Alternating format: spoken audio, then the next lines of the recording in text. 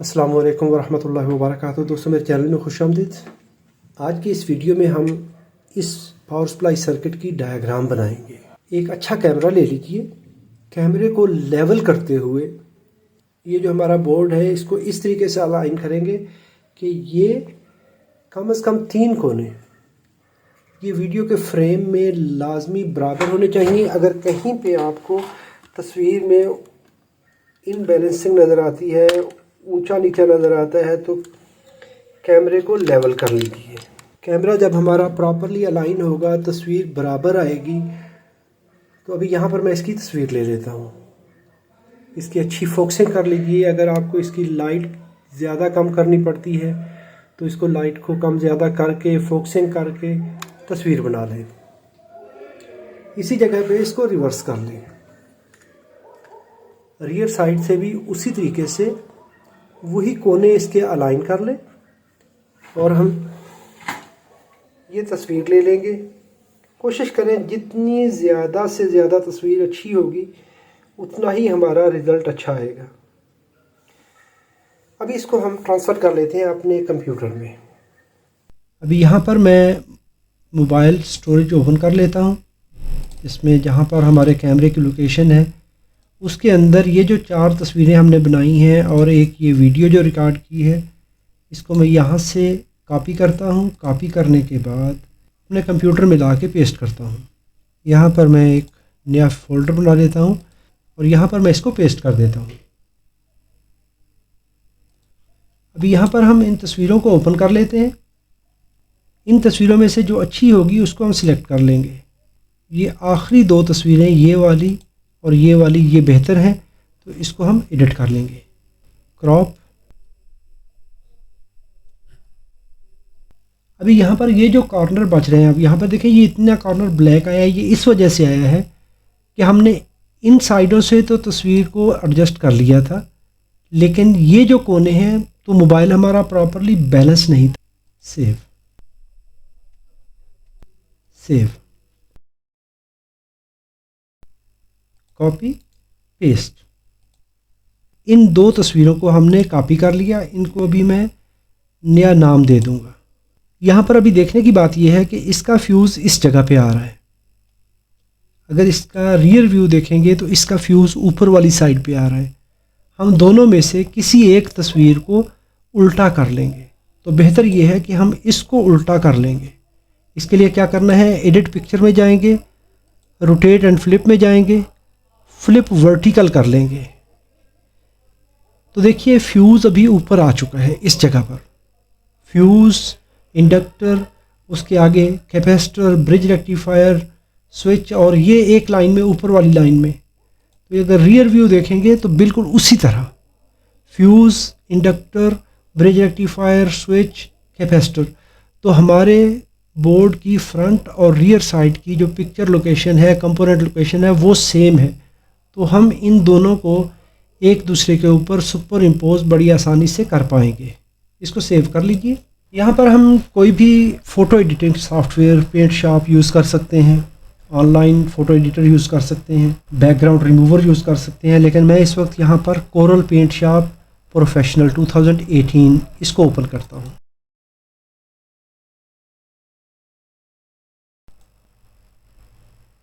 अभी मैंने ये पिक्चर ओपन की है। करेंगे क्या कि यहाँ पर इसके मुख्तलिफ टूल्स हैं। इसमें हम बैकग्राउंड इरेजर टूल है, यहाँ पर सिलेक्शन टूल है। इसको यूज़ करते हुए हम जितना भी ये नॉन कंडक्टिव एरिया है पीसीबी के ऊपर, जितने भी ये खाली जगह है, इसको हम रिमूव कर देंगे।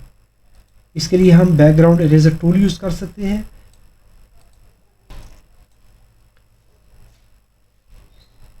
बैकग्राउंड इरेजर टूल यूज़ करते हुए हम इस तरह से इसको रिमूव कर सकते हैं।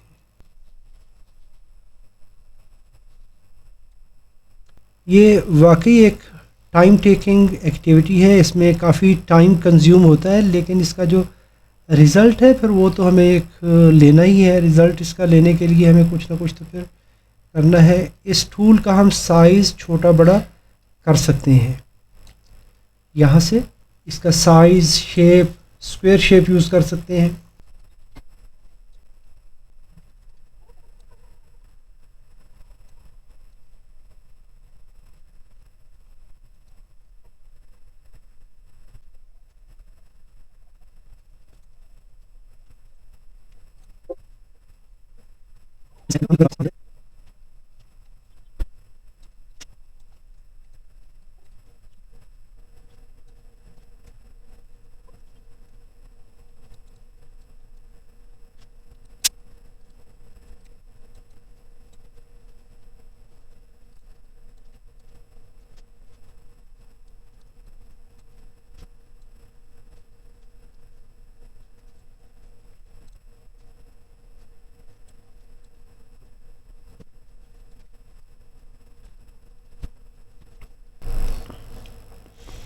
अभी हमने इस पीसीबी के बैक साइड से जितना इसका बैकग्राउंड है वो रिमूव कर लिया। प्रैक्टिकली हम इसको पीसीबी के साथ भी कंपेयर करेंगे। अभी फ्रंट साइड को हम रिपेयर करते हैं, तैयार करते हैं और उसके बाद मज़ीद इसको प्रोसेस करेंगे। इसको सेव कर लीजिए। अभी हम ये दूसरे वाली तस्वीर ओपन कर लेते हैं। इसमें भी हम वही तरीक़ाकार अपनाएंगे कि इसका बैकग्राउंड हमने रिमूव करना है। यहाँ से यहाँ पर हम कंपोनेंट को छोड़ते हुए बाकी जितना भी इसका बैकग्राउंड है, जो पीसीबी का लुक है, वो हम ख़त्म कर देंगे। इस साइड से टूल को यूज़ करना आसान है।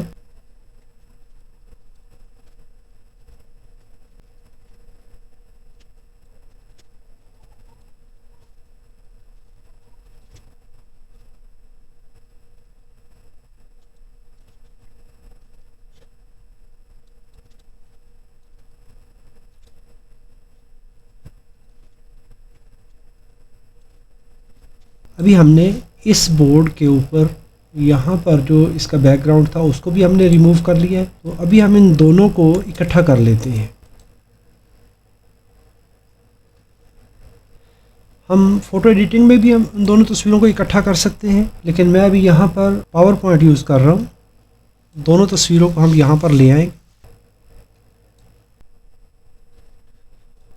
Send to back and we will bring this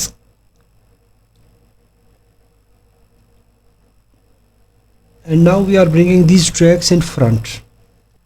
Now we will align both pictures together. Now we can see these 3 points are for MOSFET. अभी यहाँ पर मैंने दोनों जो सर्किट डायग्राम्स हैं उनको कॉपी करके इस जगह पे पावर पॉइंट में ले आया हूँ। तो इनको हम अपनी मर्ज़ी से अभी अलाइन कर सकते हैं पेपर के हिसाब से। एक डायग्राम को आप नीचे रख लें और दूसरी को उसके ऊपर सुपर इम्पोज इस तरह करना है कि ये जो हमारा फ्यूज़ है, अगर आप एक को रेफरेंस मान लें तो फ्यूज़ के ऊपर देखें, फ्यूज़ का कनेक्शन ले आए। ये जो हमारा ये होल नज़र आ रहा है पीसीबी के इस साइड पे, तो यहाँ पर वही होल यहाँ पर है। तो इन सुराखों को मैच करवा लें तो ये देखें फ्यूज़ हमारे बिल्कुल मैच हो गए।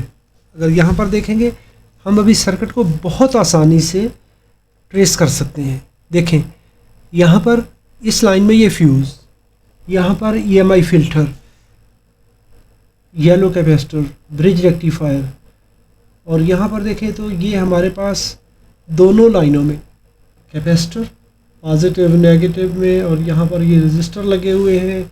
यहाँ पर ये देखें ये रजिस्टर इस लाइन में और इस जगह पे ये जोड़ के फिर आगे दूसरा रजिस्टर यहाँ पर। इस तरह करके हम इसको बड़ी आसानी से सर्किट को स्टडी कर सकते हैं। इसको हम बैकवर्ड कर सकते हैं।